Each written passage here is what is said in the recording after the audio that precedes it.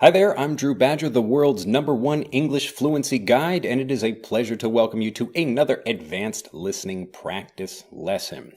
Today I wanted to talk about actually a new book I've been reading. I try to read maybe like one or two books a week, and maybe get through the whole thing, but I tend to look for a whole bunch of interesting things I can find, and this is actually kind of an interesting segue in the video. I won't be talking about this specifically, but the actual idea about there's this guy on YouTube actually named Tai Lopez. If you've probably seen his videos, maybe you know who I'm talking about. He runs a lot of ads that say like, "Here in my garage, I've got this new Lamborghini here," and you've probably seen that video, and he talks about reading a book a day, although he doesn't actually physically read a book a day. Just something that's really important to remember for people that do think about getting information as a really great way of learning things. It's important to obviously get some good nuggets of information, some good pieces of information from books. And typically a book will only have, maybe one or two good ideas, and the rest of it's just kind of filler or fluff. These are words that just mean that something is maybe it's kind of there to maybe give a few examples, but it's not all that helpful. Really, like the kind of 20% of the book, or even less than that, that's the really helpful part. But the act of reading itself, actually getting a whole bunch of examples and going through the process of reading, is really important too. So if you are following that kind of advice of like, okay, I'm going to try to read a book a day, but just get a book summary from somebody else, really the information is important, but actually teaching yourself to read, especially in the case of a non-native speaker, if you want to learn the English language, you don't just want to get a few quick tips about a piece of information. You actually want to go through the language itself. So don't worry about trying to read a whole bunch of books really quickly. What you should be doing is trying to actually pick a book you're interested in, whatever that subject happens to be, and then you make sure you understand at least 80 to 90% of it. So that way, all the new information that you're getting, any new words and phrases, you can understand mostly from context, and maybe you'll have to look up a word or two, but it should be, again, something you understand most of already and something that's entertaining for you, whatever that happens to be. Anyway, since we're talking about books, I just thought I'd start with that little introduction. But a book that I've been reading recently is called Switch, and it's a really interesting book talking about how you can get specifically organizations to change. Maybe you're maybe a person like a director working in a particular part of a hospital, or you're a coach at a university and trying to figure out how to change the way your team plays or the attitude of something like that. So it's a really interesting book talking about how people change, or how to get people to change. And so thinking about myself, always trying to figure out how we can improve and do things better, I'm constantly reading books about, new ways of doing things and new ways of thinking. And then when I hear something interesting, I like to pass that along to you. Anyway, so this book Switch, a couple of interesting points from that. I'll talk about one in particular, but just the general idea is that really we've got two parts in our mind, or two parts to ourself. The first part is the elephant, and this is the emotionally huge, massive thing that's driven by the things that it wants and the things that it wants right now. And the other part of that is like the rider that sits on top of the elephant, and this is the more logical side, the side that's trying to control us and actually hopefully guide us to thinking about succeeding or doing things that will achieve success in the long term. So the elephant is very emotionally driven and wants to do things and achieve things now, like, ooh, look at that beautiful cake over there. I want to eat that cake right now. But the rider is sitting on the elephant and says, hey, if you eat that cake, maybe it might taste good right now, but if you're going to eat that cake, you're going to break your diet, that kind of thing. So we've got these two different forces in our minds, and they're pulling on us every day. Now, each of these forces also has a drawback, or a couple of drawbacks. So the elephant is very good about moving forward if it wants to do something, but it might not be taking us in the right direction. And the rider also can tend to overthink things too much. So if we have too much information, if there's too many things to think about, then the rider can get confused. The rider can think like, oh no, I don't know what to do anymore because I have too many options. A really good example of this is now, I was actually explaining, so I went to a wedding out here. A friend of mine got married here in Japan, a foreigner marrying a Japanese woman. And this is just an interesting thing about Japanese culture that you might not know about already if you know about it anyway. So one of the things that's big in Japan is when you go to an actual wedding, people typically give cash to the company, or to the couple, I should say, not the company. But people bring small envelopes and have maybe, like in American dollars, it might be like $200 or $300 worth of cash in that. So people typically in America, they would give like an actual present, or people would have an online or some kind of wedding registry at a store, which means like, hey, we're going to go to the store and we want a toaster and something else because we're moving into a new house. And then you can go online, look through the gift registry, pick a particular product or whatever that you'd like to get for the couple, and then you can buy them that thing. It's actually a really interesting system just for doing that. But in Japan, it's kind of a pain in the ass, or maybe I just see it that way because I'm a foreigner. But when you're giving that cash to people, then they have to give you back something that's about half the price of that thing, or the equivalent in cash of half of the value of that thing.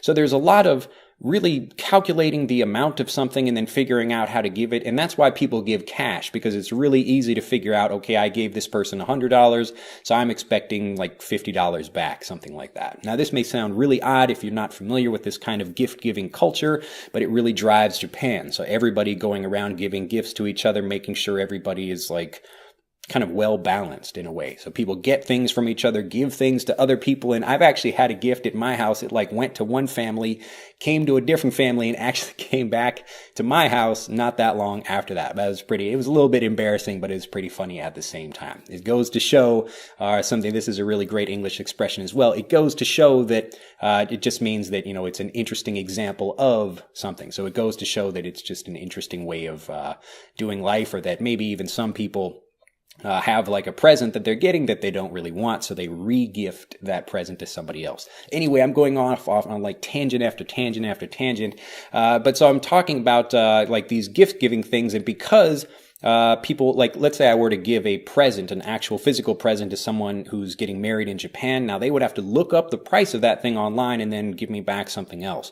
But now what you're seeing more of is these companies that create an actual catalog of gifts that they give to people as a present for the wedding. So all of the guests that come to the wedding, they get a little catalog, so they maybe get some sweets or something, but they get a catalog that lets them select whatever item they'd like to get that's of an approximate value within a certain range. So like $50 or $100, something like that. So the wedding couple would pay that company, and then all of the people that come to the wedding would be able to get the catalog and then send off like, hey, I'd like to get this thing that's in the catalog. But the problem with the catalog again is that it's like this thick. You've got maybe like 200, 300 pages in there of little things that you could buy, and it's just like, it's overwhelming. You have too many things to choose, and then people sit around and like you're wasting all your time. Like, do I want the steak knives, or do I want the plate, or do I want this other animal character thing? It's crazy. And so people have all these things, and it's basically going against what we would want for especially something that, like, I mean, who cares if you're getting steak knives or whatever for a wedding present? Like, just, give me whatever. I don't even care. You shouldn't be giving me anything anyway. You're the one getting married. That's a whole separate issue. But it's just a perfect example of when you have too many options. This is the rider becoming like really excited about that. And the rider of the elephant is thinking, wow, okay, I've got all these choices. Now I've got to think about this. Like, should I do this or that or this other thing? And they're thinking about too many things, and then they don't go anywhere. And this is what happens to a lot of people in life when they're thinking about, well, maybe I'm interested in a lot of different things. I like this hobby and that interest and this job and that other thing, but I never can make any progress on anything because I don't know what to pick. I can't really actually make a decision about something. And so the book is talking about how we can actually make that switch and actually make it such that you can get the elephant and the rider to work together such that you can have something nice and easy. Now, what's interesting about the book is that, just thinking about it from my own life, or getting it especially, kind of learning it for, like I said, myself, but really to help learners, even though I'm a learner of Japanese myself, but specifically to help my learners make that decision, because a lot of people, they want to learn, they want to become a better English speaker, but at the same time, like, the elephant is like, I don't really feel like studying right now. I don't feel like doing this. I don't want it. And again, it's talking about the feeling of it, how you get excited about doing something. And so thinking about that idea, I actually spent a lot of time not just making lessons, but really more thinking about how to help people get the elephant and the rider to think about something and actually work together to achieve the same goal. And so I'm actually coming out with a video in not that long that's it's actually a really interesting idea, talking about the fluency profile of a native English speaker versus a non-native speaker and why they have these different fluency profiles. So I'll be talking about that in an upcoming video. So look forward to seeing that in the future. But this is a specific idea where I really want to help people get that alignment there, the elephant and the rider moving in the same way.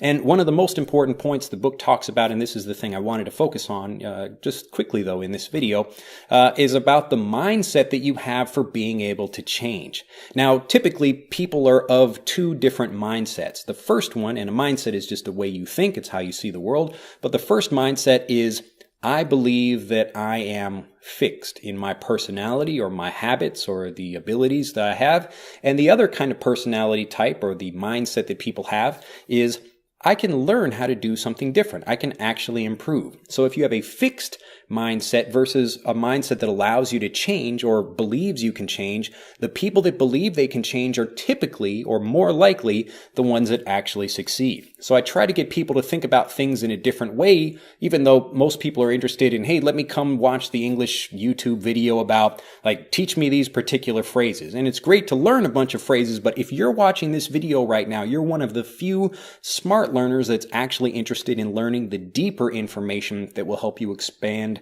and improve your English fluency much better. Because after you understand these deeper things, all the learning of the phrases and all that becomes really easy. So anyway, hopefully I'm teaching you a few phrases as well, but this kind of thing, the way of thinking, this is a really important thing as far as improving your English. So when you're thinking about having the mindset of a fixed person, like, well, okay, I guess like I can't do that, like I can't learn a language, or I'm bad at math or other things like that, if first you can switch to being more of a person that can actually change their mindset or believe that they can do something, then you're much more likely to improve.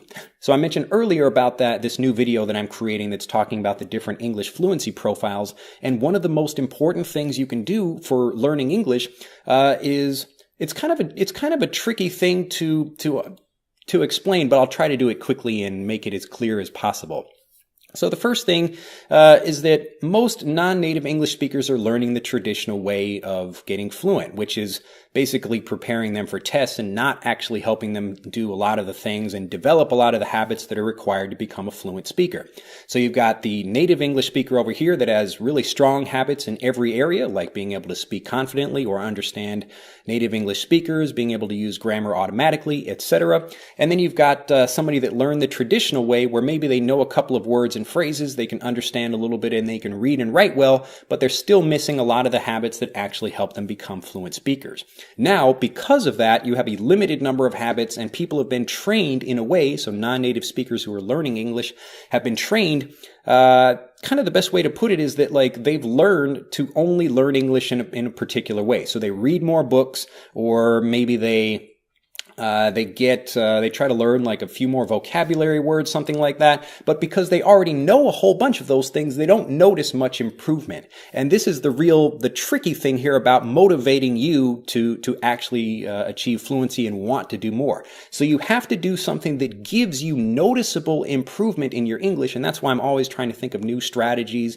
new ways of improving, because if you don't see the improvement, you don't feel the improvement. And then you don't want to move on and you don't want to improve and you lose your motivation to study. So if you let's say you already know 10,000 words. If you learn 2 or 3 more, then that overall improvement doesn't mean anything to you because you don't feel any different. But let's say your confidence is incredibly weak. If you can double that confidence with learning just maybe like 2 or 3 tips, then that's going to help you see dramatic improvement in your fluency, and that like kind of cascades like a waterfall. It cascades into all the other pieces of your fluency, all the other habits that you need to develop, and that's what really gets you motivated to learn. So if you can keep things simple, this is what you're doing to control the rider, and then you keep things motivating, this is what you do to control the elephant, then that's how you keep moving and get fluent faster. So if you're the kind of person that maybe you're thinking, gee, I probably can't get fluent, I don't really know how to do something, and it doesn't matter if it's not just for fluency, it's for anything else in life. But if you have an idea or a mindset about yourself that you think, well, I guess I can't do this or I'm stuck here doing that, you have to first understand that you really do have the ability to change. Because if you think about a baby, like a baby doesn't know how to be a professional basketball player or even a fluent English speaker of a particular language. So a baby is born and the baby has to learn how to do those things. So a baby learns how to fix a car as they get older, not like an actual baby, but as they grow, they're learning and developing things. And if you remember that idea that you weren't born with any of the skills you have now, you had to develop all those, then that means you can also take the skills that you have now and develop them even further, or even develop completely new habits and skills. And so that's what I'd like to encourage you to do. Think about the things that you're most struggling with and develop those, because those are the things that are going to get you fluent much faster. Because seeing the improvement or the difference between how you were before and how you are now is really it's really obvious, and that becomes more motivating for you. But if you try to do the things that you've already done to get fluent, like learning more words or buying yet another textbook when you've already got many, you've probably got too many bookshelves full of textbooks, and maybe even books that you've never even read, or maybe just open very quickly and don't look at them anymore.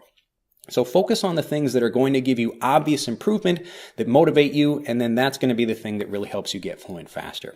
Anyway, I'm already giving you too much information, I should say, but this is a book called Switch, a highly entertaining book. I guess I'll put a link in the description, or maybe I think there's actually an audio version of it you can probably find right here on YouTube. But if you look for that, it's just by Chip and Dan Heath. So it's a book called Switch. Anyway, have a fantastic day. If you have liked this video, do click that like button, and do be a kind person and share this video with a whole bunch of other people that are really trying to think about what can I do next to improve. This idea of focusing on your worst fluency habit, this is the thing that's really going to help you get fluent faster. Do like the video again, share the video, and become a subscriber if you haven't already subscribed to the EnglishAnyone.com YouTube channel, and I will see you in the next video. Bye-bye. To continue learning, click on the link in this video to download Speak English Naturally, our free guide to speaking and sounding like a native English speaker. The guide reveals the 3 most important kinds of conversational English you must learn if you want to sound native, and will help you experience instant improvement in your fluency and speaking confidence. To download your free guide on a mobile device, click on the link in the upper right of this video. To download your free guide from a computer, click on the link in the lower right of this video. I look forward to seeing you in the guide.